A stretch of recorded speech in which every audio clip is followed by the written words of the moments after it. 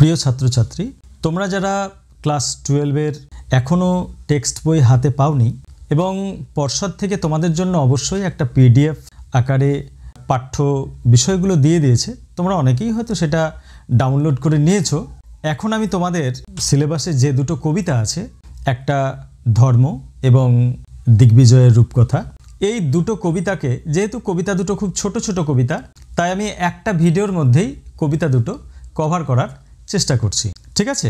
তো আমি প্রথম যে কবিতাটা নিয়ে আলোচনা করব সেই কবিতাটা হচ্ছে বর্তমান প্রজন্মের একজন বিখ্যাত লেখক, কবি, সাহিত্যিক, প্রাবন্ধিক, গীতিকার, সুরকার, কি বলবো, মানে বহুমুখী প্রতিভার অধিকারী এই বর্তমান প্রজন্মের একজন সাহিত্যিক, তিনি শ্রীজাত বন্দ্যোপাধ্যায়।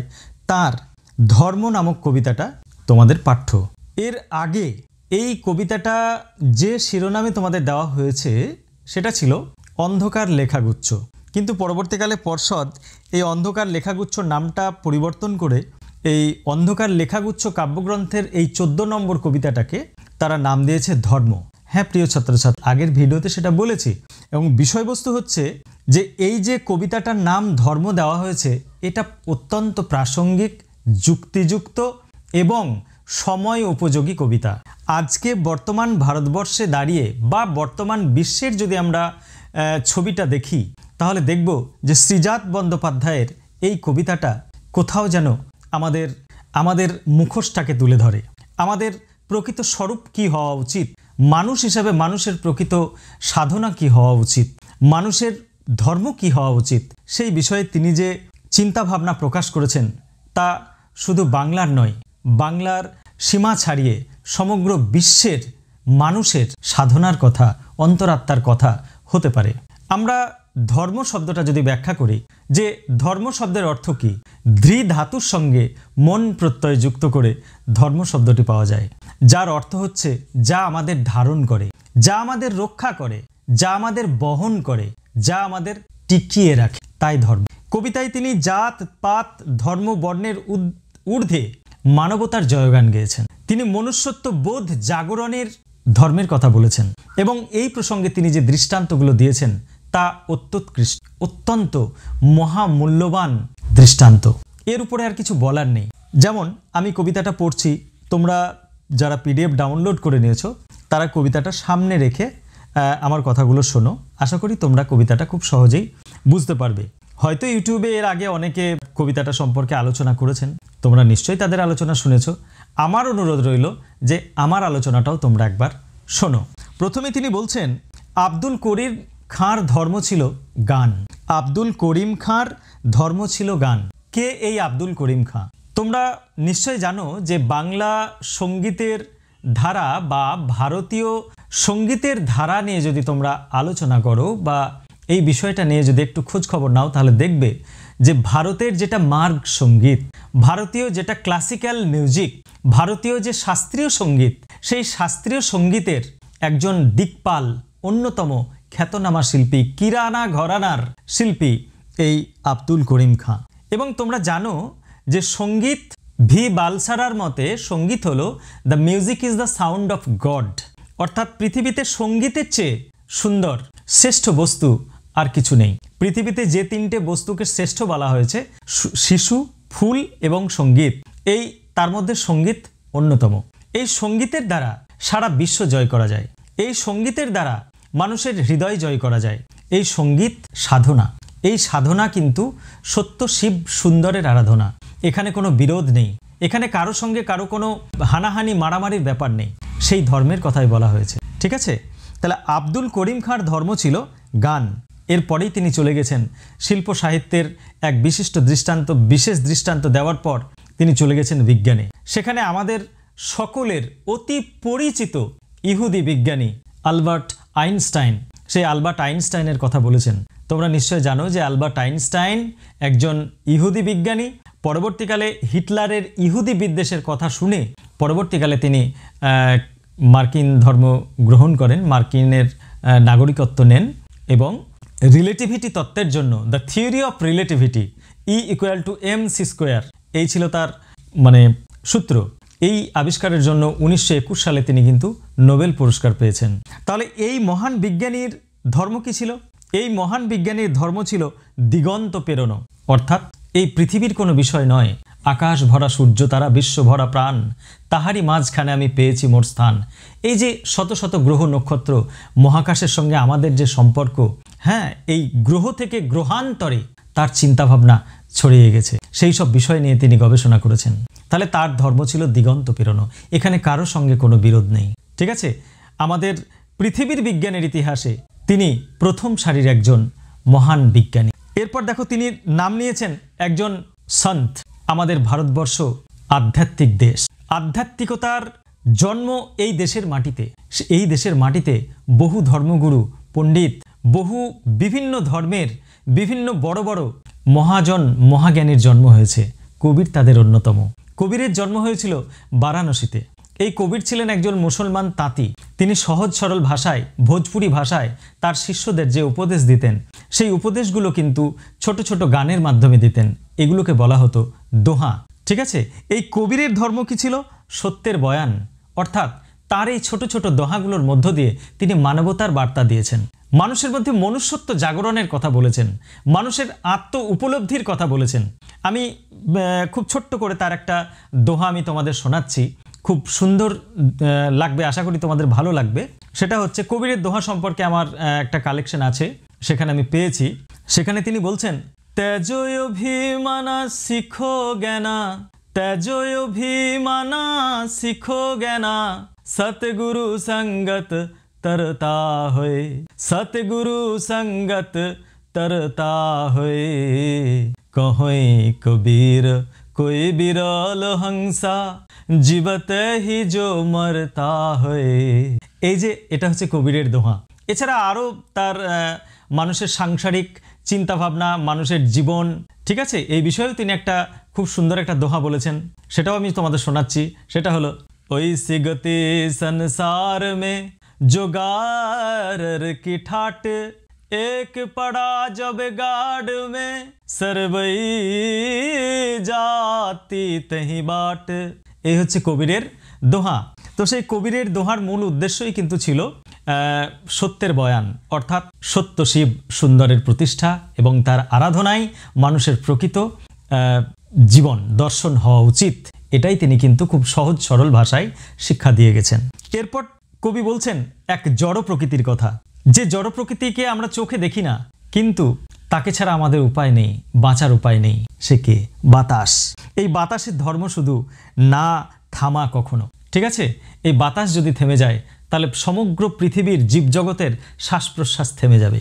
তাহলে দেখো, আমরা যাকে চোখে দেখি না, তার কি অপার শক্তি, সে আপন ধর্মে বয়ে চলেছে, সে জানে না থামা। পরের অনুচ্ছেদে, কবিতার দ্বিতীয় অনুচ্ছেদে কবি বলছেন, ভ্যান গগের ধর্ম ছিল উন্মাদনা। এই ভ্যান গগ কে? তোমরা নিশ্চয়ই অনেক ভারতীয় চিত্রকলার ইতিহাস পড়েছো।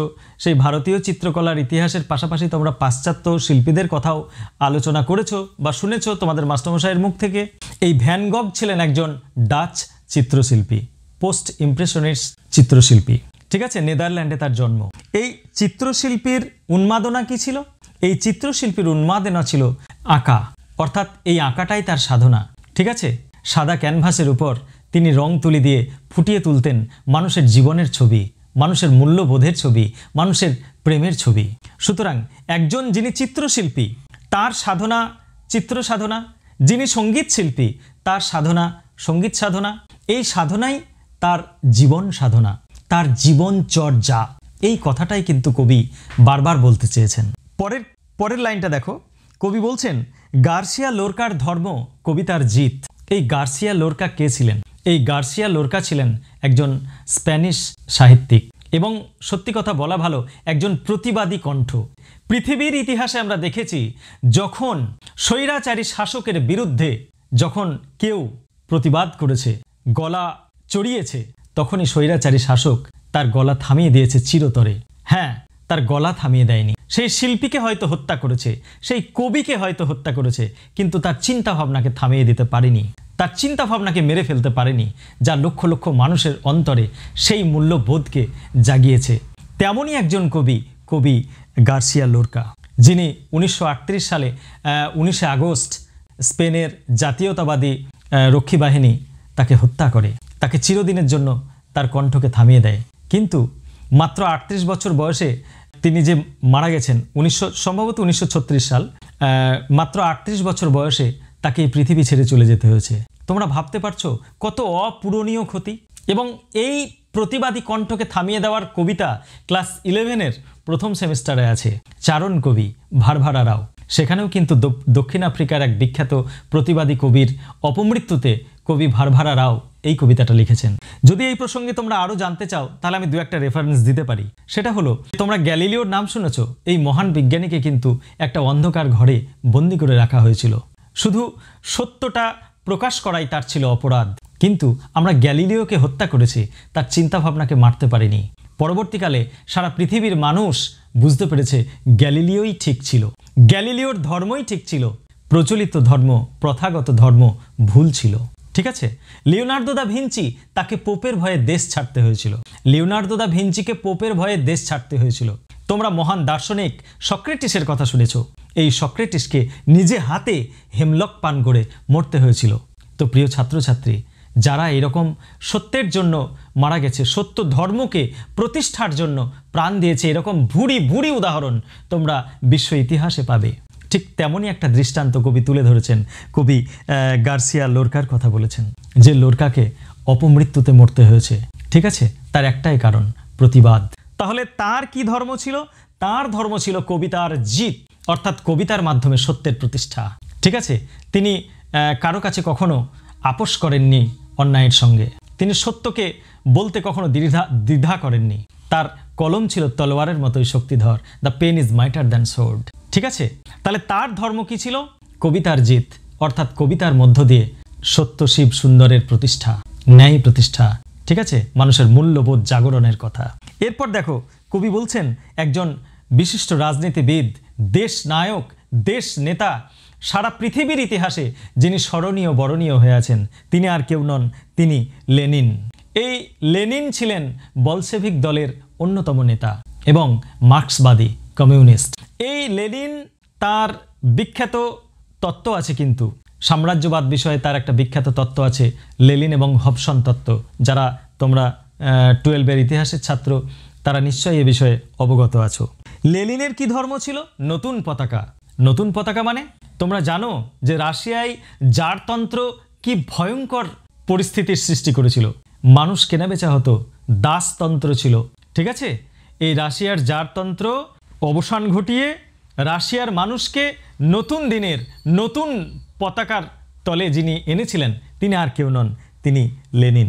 এরপর কবি বলছেন আবার জড় প্রকৃতির কথা। কি? আগুনের ধর্ম আজও ভস্মের চরিত্র। ভস্মের চরিত অর্থাৎ আগুন, তুমি ইচ্ছায় হাত দাও বা অনিচ্ছায় হাত দাও, তোমার হাত পুড়িয়ে ছারখার করে দেবে। এটা আগুনের ধর্ম। ঠিক আছে, আমি চলে যাচ্ছি পরের স্ট্যান্ডায়। এত এত ধর্ম কিন্তু একই গ্রহে থাকে, এ ওকে, সে তাকে আরও জায়গা করে দেয়। তবে কেন অন্য পথ ভাবাই তোমাকে? তোমার ধর্মের পথে কেন অপব্যয়? দারুণ দারুণ কথা, খুব সুন্দর কথা। আমরা কবি কাজী নজরুল ইসলামের যদি পথের দিশা কবিতাটা পড়ি তাহলে সেখানে দেখব কবি বলছেন, উঠছে আজও ধর্মধ্বজা টিকির গিঠে দাড়ির ঝোপে। হ্যাঁ প্রিয় ছাত্রছাত্রী, ভারতবর্ষ বিশালাকায় দেশ, প্রাকৃতিক সাজ সৌন্দর্যের বিচিত্র সম্ভার, দৃষ্টি আকর্ষণকারী ও মনোমুগ্ধকর। ষড়ঋতুর আবর্তন চক্রে ভারতবর্ষের ভূপ্রকৃতির শোভায় নানা রূপ সৌন্দর্যের কলাপ বিস্তার। কিন্তু এই পবিত্র ভারতবর্ষের মাটি সাম্প্রদায়িকতার বিষ বাষ্পে, সাম্প্রদায়িকতার রক্তে রক্তাক্ত হয়েছে। এই ভারতবর্ষের মাটি লাল হয়েছে মানুষের রক্তে। কেন হলো? কেন হলো? তার কারণ আমাদের প্রচলিত ধর্ম এবং আমাদের অন্তরের ধর্ম, আমাদের হৃদয় ধর্মকে ভুলে গিয়ে আমরা প্রচলিত ধর্মকে, আমরা ইট কাঠ পাথরকে, আমরা শুষ্ক পুঁথি কঙ্কালকে পুজো করেছি। ঠিক আছে, কিছু ধর্ম জালিয়াত, জাত জালিয়াত, যারা জাতপাতের বিভেদের রাজনীতি করে, বিভেদ সৃষ্টি করে মানুষের বিরুদ্ধেই মানুষকে লেলিয়ে দিয়ে মানুষ খুন করিয়েছে। এই প্রচলিত ধর্ম ব্যবস্থার প্রতি জেহাদ ঘোষণা করেছিলেন কবি কাজী নজরুল ইসলাম।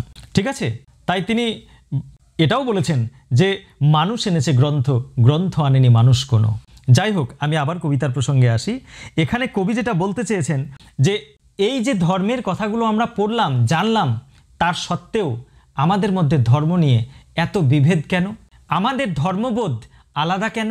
আমাদের ধর্মবোধ কেন সত্য শিব সুন্দরের কথা বলবে না? আমাদের ধর্ম কেন মানুষকে মারামারির কথা, মানুষকে কাটাকাটির কথা ভাববে? আজকে বর্তমান ভারতবর্ষের পরিস্থিতির দিকে যদি আমরা তাকাই, সাম্প্রতিক ঘটে যাওয়া ঘটনার প্রতি যদি আমরা একটু দৃষ্টিপাত করি, আমার নিশ্চয়ই আর দৃষ্টান্ত দেবার প্রয়োজন নেই। তোমরা নিশ্চয়ই বুঝতে পারছো আমি কি বলতে চাইছি।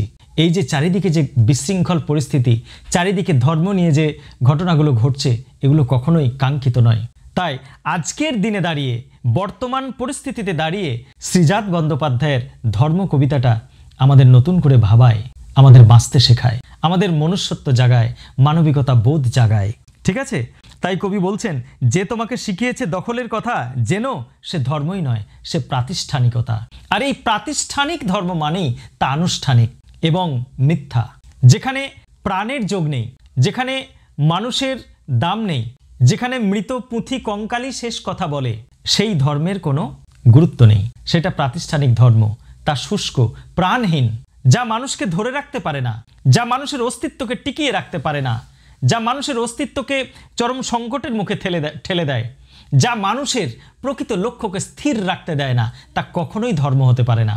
তাই প্রচলিত ধর্ম ব্যবস্থার বিরুদ্ধে লেখক কবি শ্রীজাত বন্দ্যোপাধ্যায় মনুষ্যত্ব জাগরণের কথা, মানুষের মূল্যবোধ জাগরণের কথা, মনুষ্যত্ব বোধে উত্তরণের পথ বলে দিয়েছেন এই ধর্ম কবিতায়। ঠিক আছে? আশা করি প্রিয় ছাত্রছাত্রী তোমরা বুঝতে পেরেছো। এবার আমি চলে যাচ্ছি দ্বিতীয় কবিতা। দ্বিতীয় কবিতাটি হলো নবনীতা দেবসেনের দিগ্বিজয়ের রূপকথা। এই নবনীতা দেবসেন সম্পর্কে যে লেখক পরিচিতি দেওয়া আছে, তোমরা শুধু ততটুকু লেখক পরিচিতিই পড়বে। লেখক পরিচিতি সংক্রান্ত নিশ্চয়ই দু একটা প্রশ্ন আসবে, তো সেগুলো তোমরা অবশ্যই পড়বে।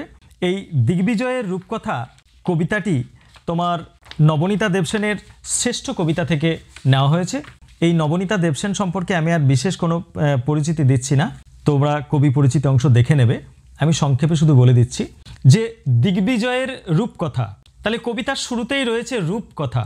এই রূপকথা সম্পর্কে আমরা সবাই জানি, রূপকথার গল্প কবিতা শুনতে কে না ভালোবাসে। সেই রাক্ষস ফক্ষসের দেশ, সেই রাজকুমারী রাজকুমার, সেই সুয়োরানী দুয়োরানীর গল্প আমরা সবাই জানি। সোনার কাঠি রূপোর কাঠির গল্প সবাই জানি। জীবন কাঠি, মরণ কাঠি, অনেক কিছু জানি। এমনকি আমরা সহজ পাঠেও পড়েছি যে চেয়ে চেয়ে চুপ করে রই, হ্যাঁ, তেপান্তরের পার বুঝি ওই, মনে ভাবি ওইখানেতে আছে রাজার বাড়ি, থাকতো যদি মেঘে ওরা পঙ্খিরাজের বাচ্চা ঘোড়া, তক্ষণি যে যেতেম তারে লাগাম দিয়ে কষে, যেতে যেতে নদীর ধারে ব্যঙ্গমা আর ব্যঙ্গ মিরিয়ে পথ শুধিয়ে নিতেম আমি গাছের তলায় বসে। তো এই ধরনের রূপকথার গল্প কবিতা আমরা কিন্তু পড়েছি, সেটা আমাদের কল্পনার জগতে নিয়ে যায়, তাই তো? সেখানে কিন্তু সত্য মিথ্যার প্রশ্ন করে না শিশু, তার মনে একটা অপার আনন্দের জগৎ তৈরি হয়। শুধু তাই নয়, সে কল্পনার জগতে ভাসতে বিচরণ করতে ভালোবাসে। শিশু কখনো সম্ভব অসম্ভবের প্রশ্ন করে না, ঠিক আছে? তার কাছে নির্মল আনন্দটাই সবচেয়ে বড় কথা। কিন্তু মজার বিষয় যে নবনীতা দেবসেনের এই দিগ্বিজয়ের রূপকথা কবিতাটা আমাদের কিন্তু ঠিক তার বিপরীত। অর্থাৎ কবিতাটা রূপকথার আঙ্গিকে লেখা হলেও কবিতার বিষয়বস্তু কিন্তু অত্যন্ত গুরুগম্ভীর এবং বাস্তবধর্মী। ঠিক আছে? অর্থাৎ রূপকথার আঙ্গিকে লেখা, কিন্তু বিষয়বস্তু বাস্তব। আমি বোঝাতে পেরেছি নিশ্চয়? এবার দেখো আমি কবিতাটা আলোচনা করছি, তোমরা শোনো। কবিতার শুরুতেই কবি বলছেন যে রক্তে আমি রাজপুত্র, হলেনি বা দুঃখিনী জননী। আমরা জানি যে রাজার দুই রানী থাকে, এক সুয়োরানী, তিনি সুখে থাকেন, তিনি রাজরানী রাজমহিষী, আর একজন দুয়োরানী, তার কষ্টের সীমা নেই। এই দুয়োরানীর ছেলে, এই দুয়োরানীর কন্যা বা ছেলে যাই বলো না কেন, যেহেতু তিনি বলছেন রক্তে আমি রাজপুত্র, ঠিক আছে, কিন্তু তিনি দুঃখিনী জননী অর্থাৎ দুয়োরানীর সন্তান, তার দুঃখের সীমা পরিসীমা নেই। প্রিয় ছাত্রছাত্রী, আমি একটা জিনিস তোমাদের বুঝিয়ে দিতে চাই যে কবি কেন দুয়োরানীকে বেছে নিলেন, কেন তিনি সুয়োরানীকে বাছলেন না। তোমরা একটা জিনিস মনে রাখবে যে জীবনে সফল হতে গেলে, জীবনে প্রতিষ্ঠিত হতে গেলে, জীবনে সবচেয়ে শ্রেষ্ঠত্বের আসন পেতে হলে, বা পৃথিবীর ইতিহাসে যারা শ্রেষ্ঠত্বের আসন পেয়েছেন, যারা চরমতম সফল ব্যক্তি, তাদের ইতিহাস যদি আমরা পর্যালোচনা করি তাহলে দেখব তারা বাস্তব জীবনে, ব্যক্তি জীবনে চরম বাধার সম্মুখীন হয়েছে। তারা চরম দুঃখ কষ্টের পাহাড় ডিঙিয়ে তবেই সাফল্যের চরম শীর্ষে পৌঁছেছেন। তাই সুয়োরানী নয় আমাদের আলোচ্য বিষয়, আমাদের পাথেয় দুয়োরানী। অর্থাৎ কবিতার শুরুতেই চরম দুঃখ, চরম কষ্টের কথা কবি আমাদের মনে করিয়ে দিয়েছেন। এই জীবনের পথ সোজা নয়, আঁকা বাঁকা বন্ধুর, এই জীবনে বন্ধুর পথ আমাদের হাঁটতে হয়। জীবনের পথ কুসুমাস্তীর্ণ নয়, বরং কণ্টকাকীর্ণ। সেই কথা মনে করাতেই কবি কিন্তু আমাদের দুয়োরানির প্রসঙ্গ এনেছেন। তাহলে সেই দুয়োরানি সাজিয়ে দিয়েছেন রাজপুত্রকে। লক্ষ্য তার কি? দিগ্বিজয়, অর্থাৎ বাধা যাই থাক না কেন তাকে দিগ্বিজয়ী হতে হবে, তাকে জয় করতে হবে সব কিছু। দেখো, দুয়োরানি তাকে সাজিয়ে দিলেন। কবচ কুণ্ডল নেই। এই কবচ কুণ্ডল কি? আমরা যারা মহাভারত দেখেছি তারা নিশ্চয় জানি যে এই কবচ কুণ্ডল ছিল কর্ণের, মহারথী কর্ণের কবচ কুণ্ডল ছিল। দেবরাজ ইন্দ্র তাকে আশীর্বাদ দিয়েছিলেন, এই কবচ কুণ্ডল দিয়েছিলেন। ঠিক আছে, সম্ভবত কর্ণের পিতা সূর্যদেব, ঠিক আছে, তাকে সূর্যপুত্র বলা হয়। এই কর্ণের কবচ কুণ্ডল থাকার জন্য কোনো শত্রু তাকে পেরে উঠতে পারত না, অর্থাৎ কবচ কুণ্ডল তার রক্ষা কবচ। কিন্তু এখানে রাজপুত্র বলছে আমার কবচ কুণ্ডল নেই। আর কি নেই?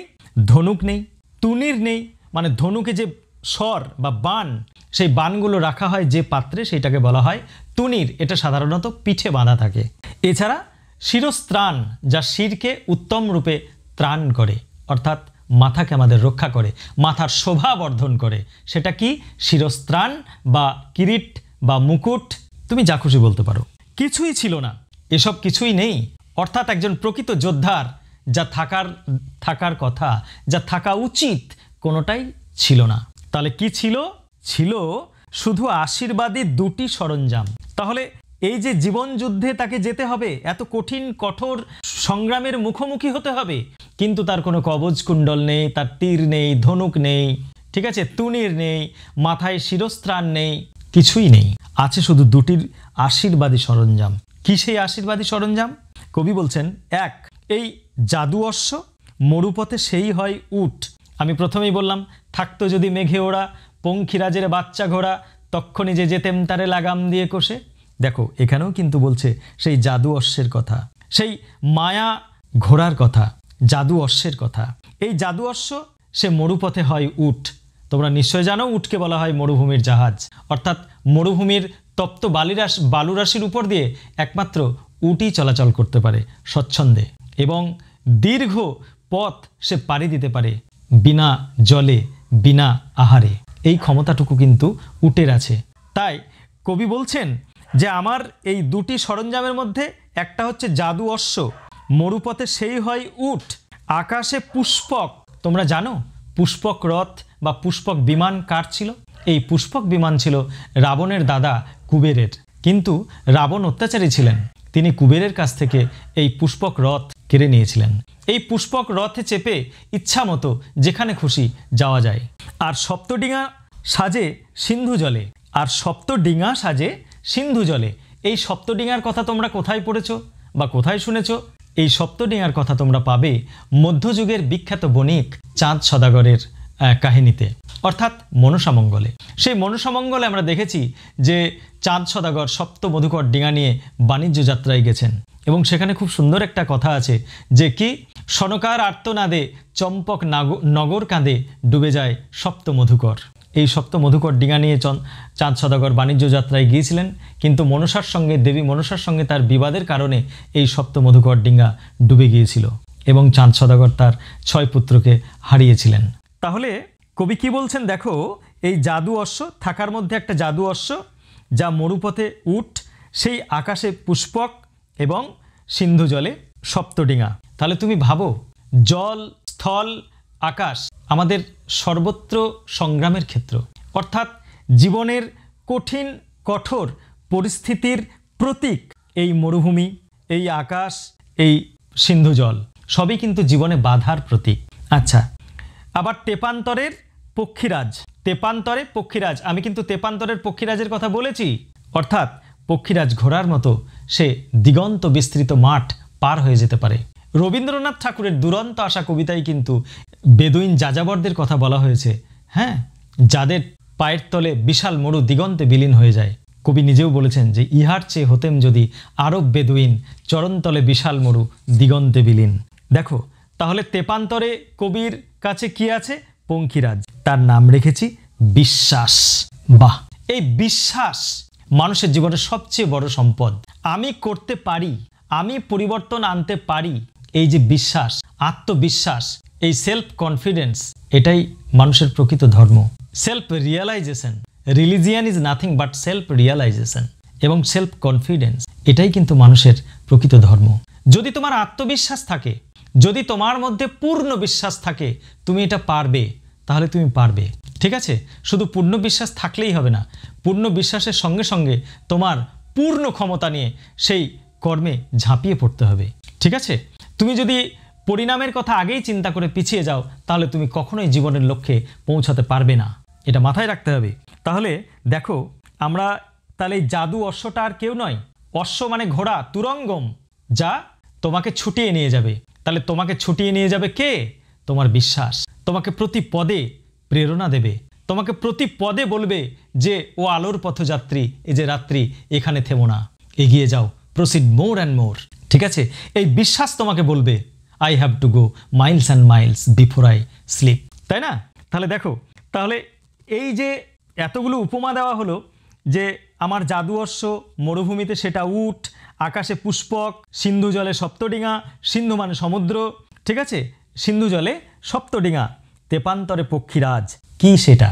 সেটাই হচ্ছে বিশ্বাস। এই বিশ্বাস যদি তোমার থাকে তাহলে তুমি সিন্ধু পার হয়ে যাবে। এই বিশ্বাস যদি থাকে তুমি দিগন্ত বিস্তৃত মরুভূমি পার হয়ে যেতে পারবে। এই বিশ্বাস যদি থাকে তাহলে তুমি আকাশ জয় করতে পারবে, অর্থাৎ ত্রিভুবনের অধীশ্বর হতে পারবে। ত্রিভুবন তুমি জয় করতে পারবে শুধুমাত্র বিশ্বাস।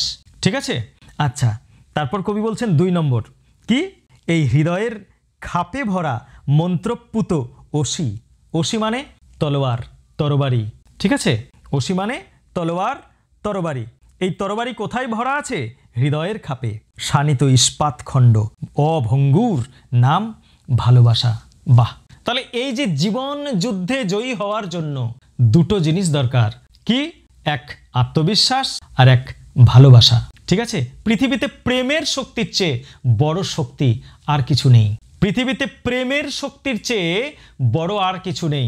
তুমি একটা জিনিস মনে রাখবে, যে পৃথিবী, তুমি সারা পৃথিবী জয় করতে পারো শুধুমাত্র তোমার হৃদয়ের ভালোবাসা দিয়ে। ঠিক আছে, আমরা কবি জয় গোস্বামীর যদি অস্ত্রের বিরুদ্ধে গান কবিতার কথা চিন্তা করি তাহলে সেখানে দেখব কবি কি বলছেন, যে অস্ত্র ফেলো গানের পায়ে। এই অস্ত্র গানের পায়ে রাখলে কি হবে?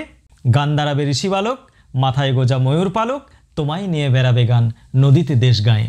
মানে তখন তুমি নিশ্চিন্তে বাঁচতে পারবে। সারা পৃথিবীর মানুষ তোমার অন্তরের আত্মার আত্মীয় হয়ে উঠবে, তোমার কোনো শত্রু থাকবে না।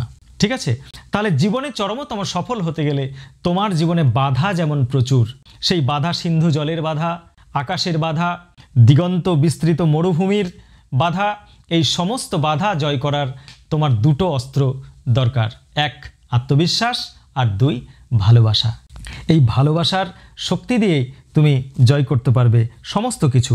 এই ভালোবাসা কখনো ভঙ্গুর নয়, এই ভালোবাসাই তোমার প্রকৃত শক্তি। ঠিক আছে, আর এই 2টো জিনিস যদি থাকে তাহলে তুমি অবশ্যই পৌঁছে যাবে সাফল্যের চরম শীর্ষে, অর্থাৎ নিশ্চিন্তে পৌঁছবো সেই তৃষ্ণাহর খরজুরের দ্বীপে। খরজুর মানে খেজুর, এখানে মরুভূমির কথা বলা হয়েছে। তৃষ্ণাহর খরজুরের দ্বীপে, ঠিক আছে, যা তোমার তৃষ্ণাকে হরণ করে নেয়, সেই খেজুরের দ্বীপে, একটা কল্পনার দ্বীপে তুমি পৌঁছে যাবে, অর্থাৎ তুমি তোমার লক্ষ্যে পৌঁছে যাবে, তুমি তোমার চরম সাফল্যের শীর্ষে পৌঁছে যাবে। প্রিয় ছাত্রছাত্রী, আশা করি তোমরা 2টো কবিতা বুঝতে পেরেছো, এবং এই 2টো কবিতা থেকে কী ধরনের প্রশ্ন হবে আমি সেটাও একটু বলে দিচ্ছি, তোমরা দেখে নাও। ধন্যবাদ।